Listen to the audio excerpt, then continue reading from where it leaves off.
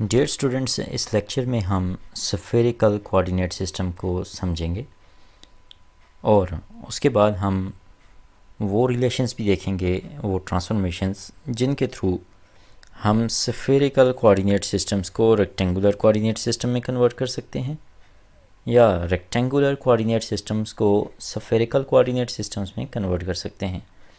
और इसके साथ साथ स्फेरिकल कोऑर्डिनेट सिस्टम को किस तरह से सिलेंड्रिकल कोऑर्डिनेट सिस्टम में हम कन्वर्ट करते हैं या सिलेंड्रिकल कोऑर्डिनेट सिस्टम को स्फेरिकल कोऑर्डिनेट सिस्टम में हम किस तरह कन्वर्ट करते हैं, ये सारी ट्रांसफॉर्मेशंस हम इस लेक्चर के अंदर सीखेंगे। तो स्फेरिकल कोऑर्डिनेट सिस्टम से पहले हमने सिलेंड्रिकल कोऑर्डिनेट सिस्टम को लास्ट लेक्चर में पढ़ा था। स्फेरिकल कोऑर्डिनेट सिस्टम पे आपने ज़्यादा फोकस देना है क्योंकि यहाँ पे ज्योमेट्री थोड़ी सी एक्सटेंड हुई है। तो हम इसे देखेंगे कि किस तरह से हमारे पास इसके रिलेशंस या ट्रांसफॉर्मेशंस आती हैं। यहाँ पे आप देखें कि कहा जा रहा है in a spherical coordinate system a point capital P in space is represented by an ordered triple rho theta phi, where rho is the lowercase Greek letter rho and phi is the lowercase Greek letter phi। तो हम जब spherical coordinate system के अंदर किसी point को represent करते हैं तो वो पॉइंट एक्चुअली स्पेस के अंदर रिप्रेजेंट हो रहा होता है। तो स्फेरिकल कोऑर्डिनेट सिस्टम के लिए हमें जो ऑर्डर ट्रिपल चाहिए होगा उसमें सबसे पहला कंपोनेंट होगा रो, सेकंड कंपोनेंट होगा थीटा और थर्ड कंपोनेंट होगा फाई। यहाँ पे ये तीनों जो हमारे पास स्पेसिफिक क्वांटिटीज़ हैं इन्हें हम देखते हैं ये किस तरह की हैं। First of all, rho is the distance between capital P and the origin, that means rho is greater than or equal to 0 because it is the distance. Similarly the second quantity theta is the same angle used in cylindrical coordinates for r greater than or equal to 0। तो यहाँ पे रो हमारे पास distance है origin से point तक का और theta हमारे पास बिल्कुल उसी तरह एंगल है जिस तरह हमारे पास सिलेंड्रिकल कोऑर्डिनेट सिस्टम के अंदर ये एंगल था। तो वहाँ भी ये किस चीज़ के साथ एंगल था, वहाँ ये आर के साथ एक्स वाई प्लेन के अंदर एंगल था। इसके बाद हमारे पास यहाँ पे जो थर्ड क्वांटिटी है वो है फाई। आप अगर इससे पहले का केस देखें सिलेंड्रिकल कोऑर्डिनेट सिस्टम तो उसमें थर्ड कंपोनेंट था जी, लेकिन यहाँ पे फाई है। फाई क्या है इस पे अगर आप गौर करें तो phi is the angle between the positive z axis and the line segment O P, where phi is greater than or equal to 0 and less than or equal to pi. तो हमारे पास ये जो लाइन सेगमेंट है ओ P, इसके साथ positive z axis जो angle बनाती है उस एंगल को हम फाई कहते हैं। Note that the first and third coordinates rho and phi are non negative. तो यहाँ पे जिस तरह हमने अभी कंडीशंस को देखा, यहाँ पे रो और फाई नॉन नेगेटिव क्वांटिटीज़ हैं। The relation between rectangular and spherical coordinates is illustrated in figure 11.75। यहाँ पे अब हम ज्योमेट्री को थोड़ा सा गौर से देखते हैं कि किस तरह से हम स्फेरिकल कोऑर्डिनेट सिस्टम और रेक्टेंगुलर कोऑर्डिनेट सिस्टम को आपस में रिलेट करते हैं। तो यहाँ पे हम साथ साथ ज्योमेट्री को भी देखेंगे, साथ हम ट्रांसफॉर्मेशंस को भी देख लेते हैं ताकि हमें दोनों चीज़ें एक मरतबा ही क्लियर हो जाएं। तो यहाँ पे कहा जा रहा है to convert from one system to the other use the conversion guidelines listed below. तो यहाँ पे हमें फर्स्ट ट्रांसफॉर्मेशंस गिवन है spherical to rectangular coordinate system में कैसे कन्वर्जन होगी कि अगर आपको क्वांटिटी रो, फाई और थीटा की फॉर्म में, means rho, theta and phi, ये हमारे पास प्रॉपर सीक्वेंस है ऑर्डर पेयर का। तो अगर इस फॉर्म में क्वांटिटी गिवन हो तो हम उसे रेक्टेंगुलर कोऑर्डिनेट सिस्टम के अंदर किस तरह रिप्रेजेंट करेंगे, मींस एक्स, वाई और जी की फॉर्म में। तो उसके लिए हमारे पास ट्रांसफॉर्मेशन है x equal to rho sine phi into cos theta, y is equal to rho sine phi into sine theta and z is equal to rho cos phi. एक तो हमारे पास ये एक्सप्रेशंस हैं जब हमने सफेरिकल से रेक्टेंगुलर कोऑर्डिनेट सिस्टम में point को कन्वर्ट करना होगा। और दूसरा, अगर हमारे पास एक्स वाई जी की फॉर्म में पॉइंट गिवन हो, मींस रेक्टेंगुलर कोऑर्डिनेट सिस्टम के अंदर, तो फिर हम उसे सफेरिकल कोऑर्डिनेट सिस्टम में किस तरह कन्वर्ट करेंगे। उसके लिए हमारे पास रिलेशन है rho power 2 is equal to x power 2 plus y power 2 plus z power 2। That means rho is equal to x power 2 plus y power 2 plus z power 2 whole under root. tan theta is equal to y by x and phi is equal to cos inverse of z divided by x power 2 plus y power 2 plus z power 2 whole under root। तो ये हमारे पास x y जी का relation है रो, theta और phi के साथ। अब हम ज्योमेट्री के थ्रू इन चीज़ों को थोड़ा सा गौर से देखेंगे। तो हम अब आते हैं ज्योमेट्री पे। अगर आप यहाँ पे ज्योमेट्री को देखें तो आपको यहाँ पे नज़र आ रहा है कि ये हमारे पास एक्स एक्सिस है, इस साइड पे हमने वाई एक्सिस की पॉजिटिव डायरेक्शन ली है और इस साइड पे जी एक्सिस की पॉजिटिव डायरेक्शन। हमारे पास पॉइंट कैपिटल पी है जो कि रेक्टेंगुलर कोऑर्डिनेट सिस्टम के अंदर एक्स वाई जी की फॉर्म में रिप्रेजेंट किया हुआ है और सफेरिकल कोऑर्डिनेट सिस्टम के अंदर रो, थीटा और फाई की फॉर्म में रिप्रेजेंट किया हुआ है। अब हमने यहाँ से देखना है कि हमारे पास ये इक्वेशंस किस तरह आएँ। तो यहाँ पे देखें कि पहली बात तो ये है कि हम सिलेंड्रिकल कोऑर्डिनेट सिस्टम को तो एज्यूम कर नहीं रहे यहाँ पे, इसलिए यहाँ पे आप देखें कि अगर मैं पॉइंट P से एक्स वाई प्लेन पे परपेंडिकुलर ड्रा करूँ तो ये जो लेंथ होगी ये हमारे पास z के इक्वल होगी। सिमिलरली इस पॉइंट का जो एक्स एक्सिस से डिस्टेंस है ये हमारे पास y के इक्वल है और इसी पॉइंट का जो y एक्सिस से यहाँ पे डिस्टेंस है, जब हम यहाँ से परपेंडिकुलर ड्रॉ करेंगे तो ये हमारे पास x के इक्वल है। ये पॉइंट अगर हम ओरिजिन के साथ ज्वाइन कर दें तो ये वेक्टर हमारे पास r वेक्टर होता था जो कि हमारे पास सिलेंड्रिकल कोऑर्डिनेट सिस्टम के अंदर भी मौजूद था। इसके साथ ये जो एंगल बनता है x एक्सिस का वो है थीटा। इस पॉइंट P का ओरिजिन से जो डिस्टेंस है इसे हमने रो कहा हुआ है और पॉजिटिव z एक्सिस का जो एंगल बन रहा है इस लाइन सेगमेंट OP के साथ इसे हमने फाई कहा हुआ है।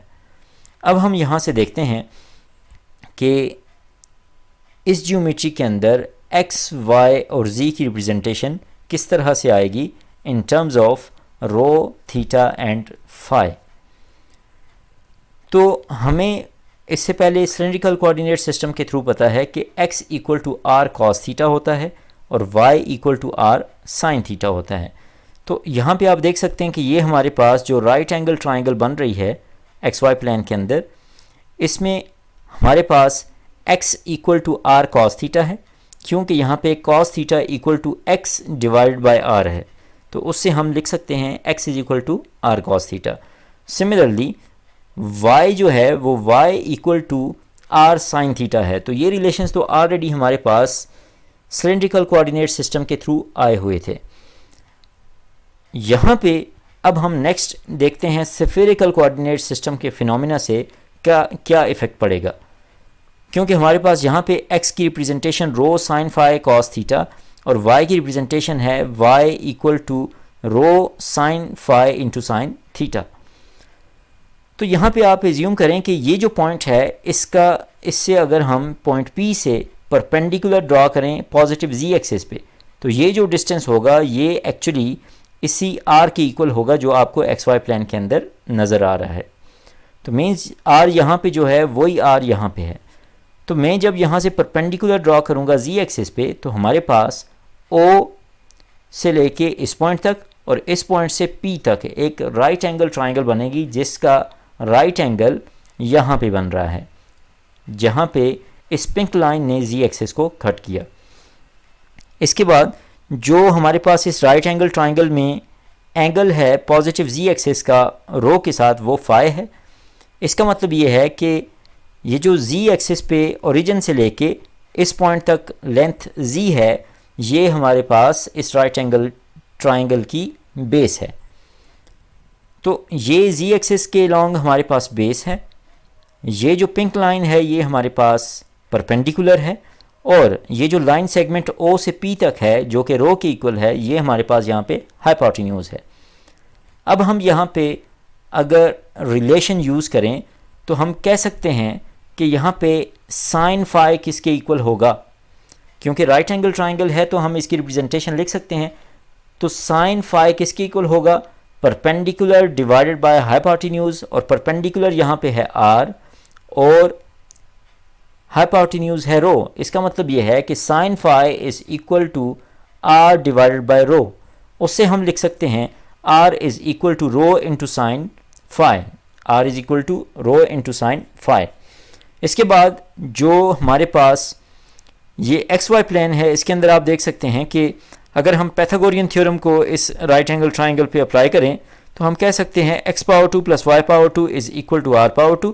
That means r is equal to x power 2 plus y power 2 whole under root. तो इसका मतलब ये है r हमारे पास रो साइन फाई के इक्वल भी है और r हमारे पास x power 2 plus y power 2 whole under root के इक्वल भी है। तो यहाँ से हमारे पास r की वैल्यू आ गई rho sine phi, rho sine phi. अब हम जो मैंने आपको दो ट्रांसफॉर्मेशंस बताई थी जो हमें सिलेंड्रिकल कोऑर्डिनेट सिस्टम के थ्रू भी पता थी, जो एक्स वाई प्लेन में हमें नज़र भी आई कि x equal to r cos theta है और y equal to r sine theta है। तो इन ट्रांसफॉर्मेशंस के अंदर अगर हम r की जगह रो साइन फाई यूज़ कर दें तो x होगा equal to rho sine phi, ये r की जगह, और कॉस थीटा ऑलरेडी हमारी ट्रांसफॉर्मेशन में मौजूद है। तो हमने x equal to r cos theta को लिख लिया x equal to rho sine phi into cos theta. ये किस वजह से लिखा, क्योंकि हमारे पास r किसके इक्वल है, रो इंटू साइन फाई। इसी तरह y equal to r sine theta है तो r की जगह रो साइन फाई पुट कर दें तो y की वैल्यू हमारे पास आती है y equal to rho sine phi into sine theta.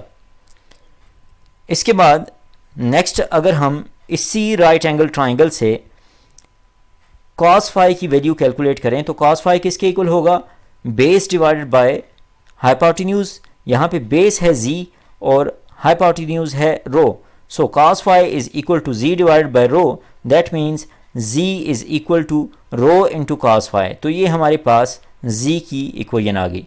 तो आपने देखा कि हमने x को भी in terms of rho phi and theta लिख लिया, y को भी in terms of rho phi and theta लिख लिया और z को भी in terms of rho and phi लिख लिया। यहाँ से हमें ये पता चलता है कि अगर हमें स्फेरिकल कोऑर्डिनेट्स गिवन हों तो हम उन्हें रेक्टेंगुलर कोऑर्डिनेट सिस्टम के अंदर कन्वर्ट कर सकते हैं बाय यूजिंग दीज ट्रांसफॉर्मेशंस। इसके बाद हमारे पास rectangular to spherical coordinate system में कन्वर्जन का मेथड किस तरह आता है वो आप देख लें कि rho power 2 is equal to x power 2 plus y power 2 plus z power 2। तो ये कैसे आया, इसे आप अगर यहाँ पे देखें तो ये जो राइट एंगल ट्राइंगल अभी मैंने आपके साथ डिस्कस की, यहाँ पे पैथागोरियन थ्योरम को अप्लाई करें तो ये किसके इक्वल होगा, rho power 2 is equal to z power 2 plus r power 2। और आर पावर 2 किसके इक्वल है, वो अभी मैंने आर की वैल्यू आपको बताई कि वो x power 2 plus y power 2 whole under root है। तो आर पावर 2 किसके इक्वल होगा, x power 2 plus y power 2।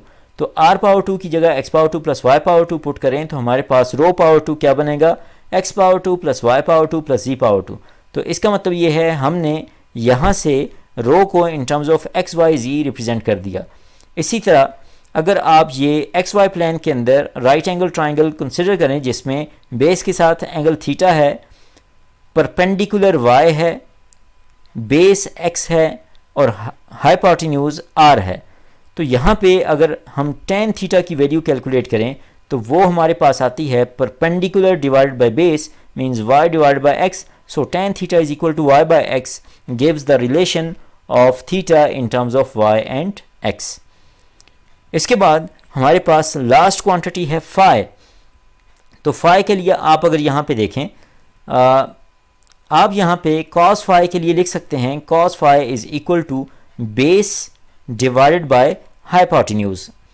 तो इस ट्राइंगल को मैं राइट एंगल ट्राइंगल को मैं आपके साथ डिस्कस कर चुका हूँ।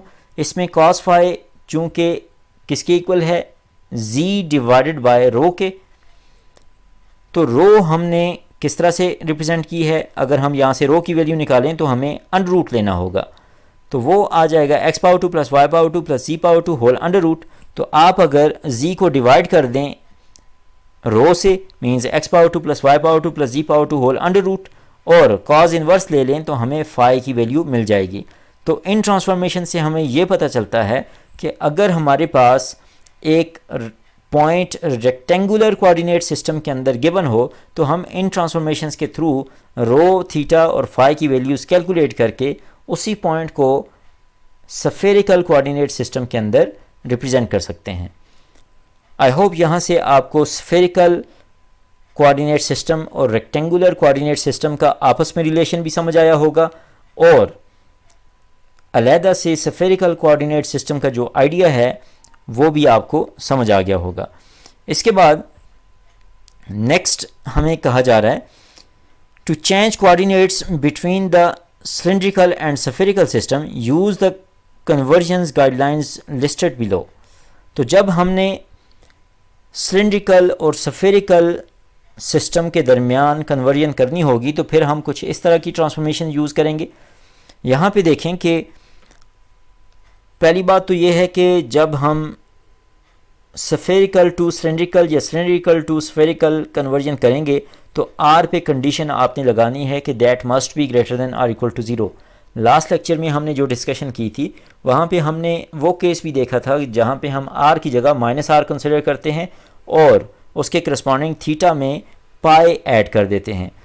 तो यहाँ पे आपने उस तरह के केसेस को कंसिडर नहीं करना, बल्कि यहाँ पे r greater than or equal to zero होगा। तो उस केस में जब हम स्फेरिकल टू सिलिंड्रिकल कन्वर्जन करेंगे तो हमारी इक्वेशन कुछ इस तरह होगी, r power 2 is equal to rho power 2 into sine square phi, theta is equal to theta and z is equal to rho cos phi.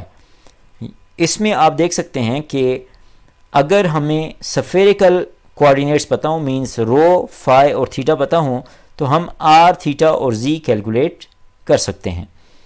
इसके बाद जो सिलिंड्रिकल टू स्फेरिकल कन्वर्जन है उसमें अगेन r पे वही कंडीशन है कि r must be greater than or equal to zero.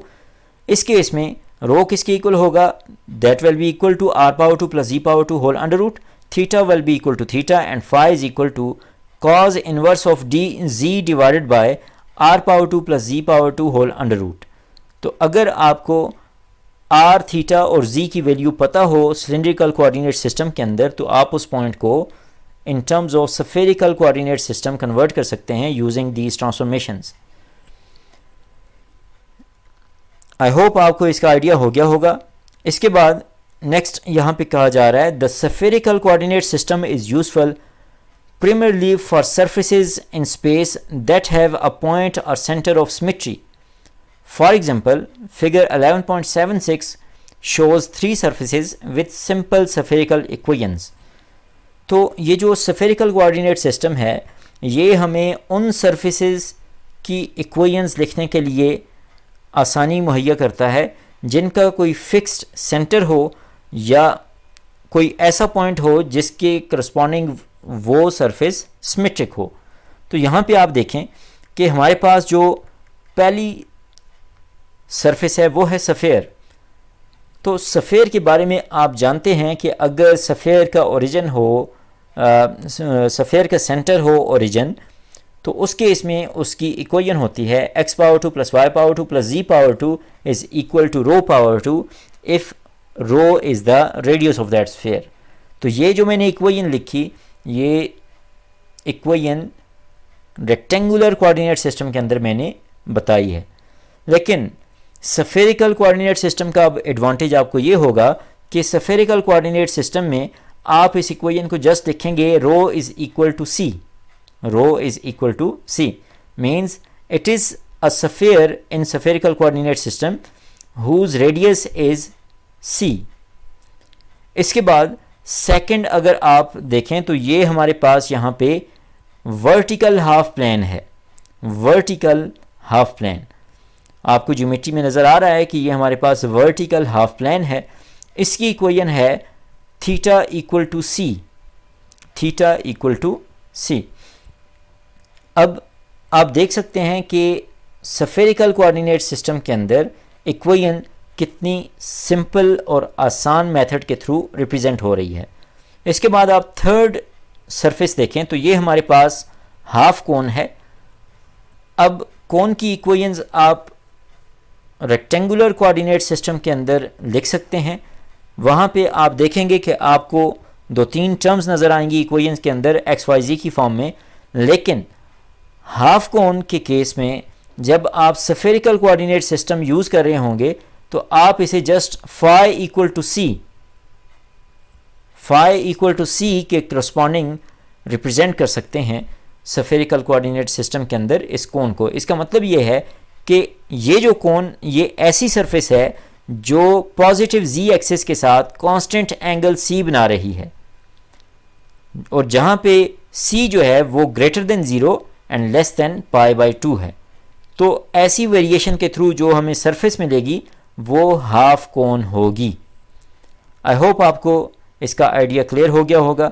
इसके बाद हम कुछ एग्जांपल्स देखते हैं जिसमें हम रेक्टेंगुलर कोऑर्डिनेट सिस्टम से स्फेरिकल कोऑर्डिनेट सिस्टम के अंदर पॉइंट्स को या इक्वेशंस को कन्वर्ट करेंगे।